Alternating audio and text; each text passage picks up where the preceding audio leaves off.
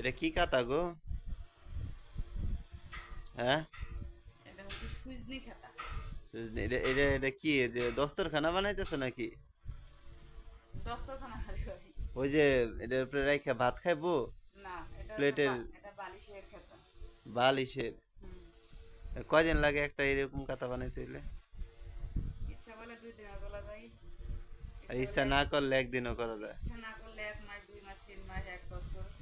ও, যাক ভালো। সুপ্রিয় ভিউয়ার্স, আসসালামু আলাইকুম। আপনারা তো দেখতেছেন কি সুন্দর হাতের কাজ। ঠিক আছে, যদিও কারো এমন কাতার প্রয়োজন হয় অবশ্যই আপনারা জানাবেন। Online delivery. এগুলা হচ্ছে 2 বার সেলাই করা লাগে। মানে প্রথমে খাড়াভাবে একবার সেলাই দিতে হয়, তারপর আবার পাতালভাবে আরেকবার সেলাই দিতে হয়। এই জন্য ছোটোগুলার দাম হচ্ছে 1,000 টাকা, আর বড়গুলা হচ্ছে সেলাই করা 3,000 টাকা, আর কাপড় নিজের, যারা গ্রামের মধ্যে নিতে চাই।